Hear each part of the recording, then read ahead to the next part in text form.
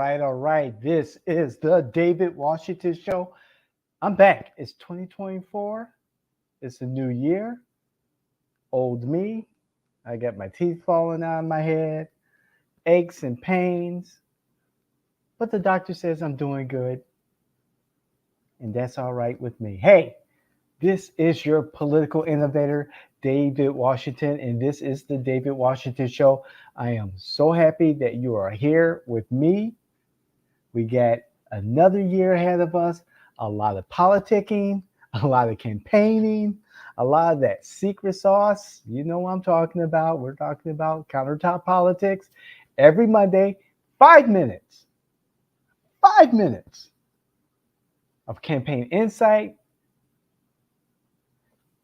political innuendo, and the secret sauce to winning campaigns. But that's on Mondays, and that's Countertop Politics. Of course, we have our flagship podcast, You Can't Make This Shit Up, with me, David Washington, my co-host, Joel Hawksley, and we just punch out a ton of content for your enjoyment, for your education throughout the work week. Okay, so let's get into it. It's 2024. We've already had two big elections, one in Iowa, one right here in Florida. And we were talking about this earlier. Both elections on You Can't Make This Shit Up. Donald J. Trump, despite 14% turnout, won the Iowa caucuses with 51% of the vote of those 14% who actually showed up. And yeah, congratulations to the former president. Hurrah, hurrah. You would think the excitement, the MAGA excitement around Donald J. Trump would get more people out there, but it is fucking cold in Iowa. It was cold in Iowa, period, on Monday. And nah, folks weren't having it. And I don't blame them. Even Iowans understand. Cold is cold, okay? And that was cold. Okay, I know I promise all over our different channels and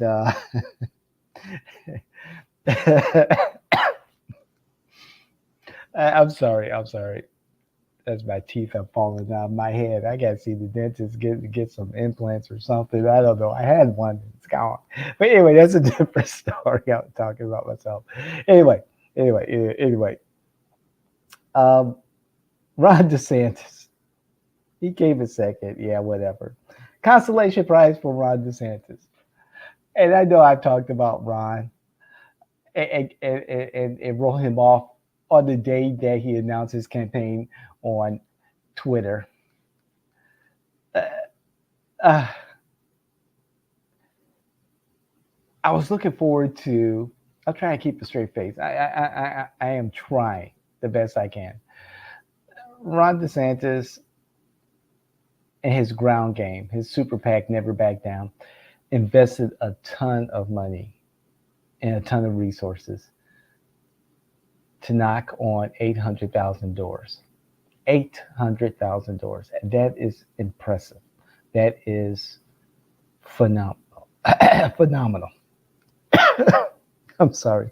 I'm getting all choked up. Where's my water? Did I get any water around here? No. 800,000 doors knocked. all to come in second place, barely defeating Nikki Haley for second place. Nowhere close to Donald Trump. But who cares, you know? First place is what really matters. You get a handful of delegates, about 8 or 9 delegates, Trump with 20. However, it's over. And I was so disappointed again by the DeSantis campaign because I thought they would give a true challenge to the Trump campaign, and they did not. DeSantis, like all the other candidates, except for Christie, who is the canary in the coal mine, who's warning you Republicans, you conservatives, and the rest of America about Donald J. Trump. He's warned us. And now he's since left the field. I was hoping for a real challenge from the DeSantis campaign. I'm not expecting Trump to win the election against Joe Biden or whoever the Democratic candidate is. Just not. And not because I don't like Donald Trump or whatever. It's just, it's not there. I mean, it's just not going to happen. And I'll talk a little bit more about that further in the year. However, I was really looking forward to seeing the results of that massive ground campaign, field operation that never backed down, put together. The investment, the resources put into this field operation to bring Ron DeSantis the victory against the rest of the Republican field. And on paper right now, with turnout as low as it was, with an abysmal second place showing, you gotta look at that investment and say to yourself, it didn't work. And the cold weather is not new information. It's not new news. When is it that it's not cold or snow in Iowa in mid-January? When is the weather not favorable for caucusing? I'm not a weatherman. I'm not a historian. I'm not going to go back to research this. However, if your campaign did not know that this weather was going to affect turnout, and I'm talking about when you first started campaigning in Iowa, if you're not prepared for contingencies for the weather, you shouldn't be running for office, or at least campaigning in Iowa for the caucuses. But that's a different matter. But, you know, we go on to New Hampshire.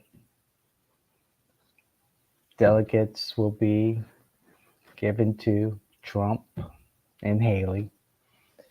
South Carolina to Trump.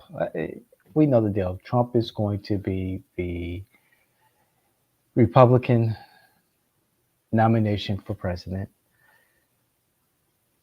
Some conservatives are already saying that Democrats are supporting Nikki Haley to give Donald Trump a a surge. That's what some conservatives are saying. I think that's just part of the narrative to get people to, ramp up, uh, support for Trump and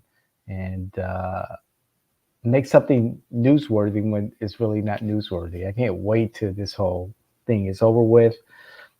Hopefully by Super Tuesday in March, all this is done. I mean, really, hopefully all of this is done because it's all performative right now.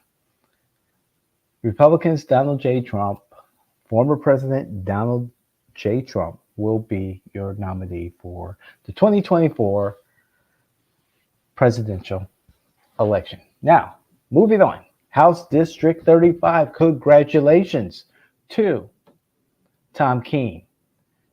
Excellent job. Excellent job, Tom.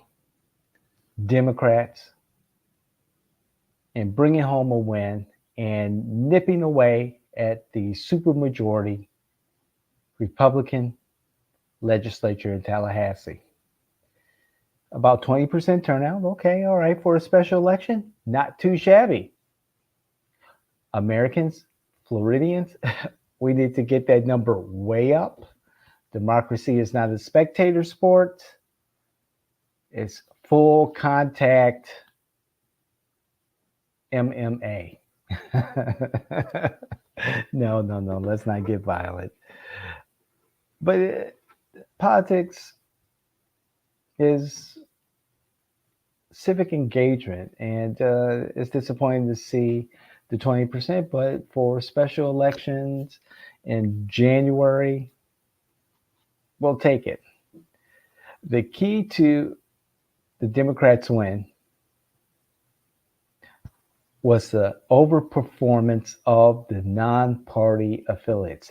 And in our conversation with Holly Page, the senior advisor and the senior advisor and national co-chairman of the No Labels Party,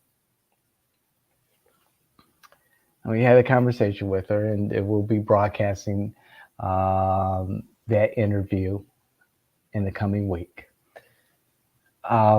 We talked about that win for the Democrats, and we talked about how significant of a role the non-party affiliates had in that win, outperforming expectations. 70% of the non-party, the NPA, non-party affiliates, 70% of their votes went to the Democrat. 30% of the vote went to the Republican. And it pushed the Keene campaign to the victory line, and across the victory line. Going into election day, that Monday evening, the Democrats were up about 700 votes. By the time election night was over, 7 o'clock Eastern time, the Republican turnout flipped that Democrat lead to a Democrat deficit. But then the votes were counted. And the NPAs were there to save the day. A couple of lessons here. One, non-party affiliates, independents, whatever they want to call themselves, they wanted to participate, and they came out and participated. Two, whatever message or lack thereof by the Republicans did not resonate with these non-party affiliates. Whatever message lacking from the Democrats resonated with the NPAs. Even though it was one seat and one vote in the legislature for the Democrats that they gained from a Republican, there's still a supermajority for the Republicans in the state legislature. However, this is a cause of alarm for the Republicans going into the elections in August and November of this year.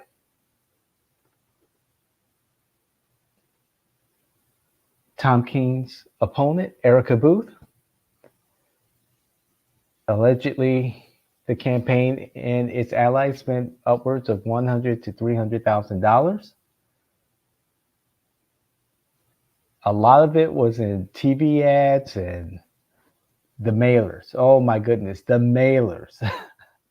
All that, and we're going to talk about that and TV ads as the year moves forward. Uh, we'll talk about that in countertop politics in our leadership academy as we put together our series of videos. Just explain the whole process, what works, what doesn't work. But the damn mailers and the investment and the number of mailers. When people were, and thank you everyone who messaged me, who called me, who got in touch with me by email on election night, wanting to hear my perspective on the win. Thank you so much for confiding in me. Thank you so much for having that conversation with me and just asking my expert opinion on what went right and what went wrong on both sides. So I really appreciate that. But these damn mailers, I don't know. And this, the big L, the big loss, the big L doesn't really go to just Erica Booth and the Republican Party. They do get, part of that big L. But a lot of it goes to the campaign team of Anthony Petticini or something like that. I forgot the name of Strategic something or another out of Tampa. Man, and they make tons of money. Now we see where they make their money. And these damn mailers that again and again, a huge investment by a candidate and the result is a losing one. When will y'all stop listening to these out of town consultants who are not invested in your communities but want to finesse you out of your donors' money, your hard earned money, your community's resources, and then disappear?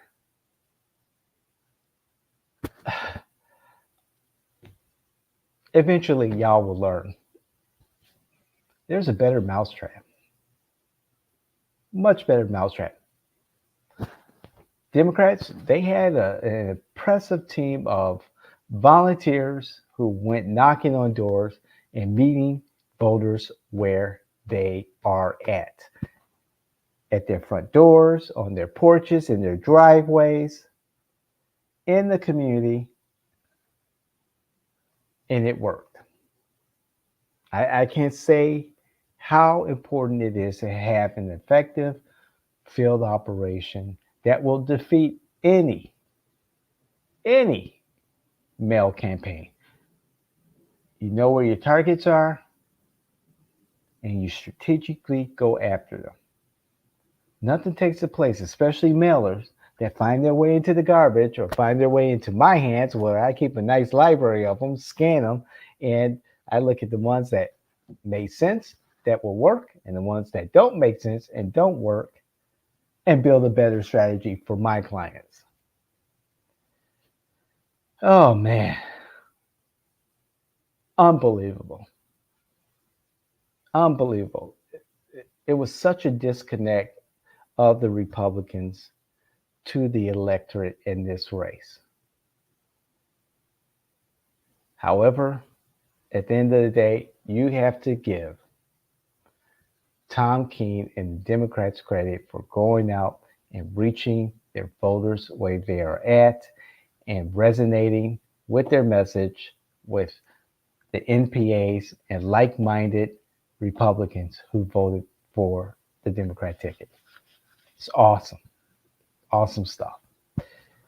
Hey, Speaking of awesome stuff, if you like what you hear, if you don't like what you hear, you know, comment. Please comment. Let us know. We really want to know. Comment, share our content, like our content for the algorithm, of course. Let us know what we're doing right, what we're doing wrong. Again, when you comment, please be respectful, be a part of our community. We love to hear what you have to say. Bring your facts, not your feelings. That's what we say over here at JW. We really appreciate you, our audience. Please, again, like, share, let everyone know in your community that we are your political innovators and we are bringing you content that we hope and that we strongly believe is beneficial to our communities, not just here in Florida, but across America. And we want you to help us grow our community. Please subscribe to our socials. Please subscribe to our blog. Please subscribe to our newsletter, The Informer. The first edition, the link to it is in the descriptions of this show. Get to know us, get to know our contributors. If you want to be a contributor or if you want to be a guest, please, you can go to our channel if you're not already on our YouTube channel and, click in the upper right-hand box the link to be a guest. We'll have that conversation. I want to thank my whole team, Angelina, our new associates, Zach and Aaron, John at 7th Legion Multimedia, Kellen, who does social media, Joel, my co-host at You Can't Make This Shit Up, and of course, thank you for being an important part of what we do here at the Jay and Washington Network. I love what I do, and I couldn't do it without the support of all of you, my family, my friends. Hey, I'm engaged. I have a fiance. She was my girlfriend. Now she's my fiance. I think that's how it works, right? I'm going to crack myself up. But you know something? Again, I love what I do and I enjoy what I do. And I hope you enjoy what we have to offer. What's wrong with my music? Why is my music, my outro music? There we go. It was sounding kind of funny. I miss this. We're right back in the saddle again. Thank you for being there right there with us. I appreciate it. This is the David Washington Show. We'll see you the next time. We're out of here.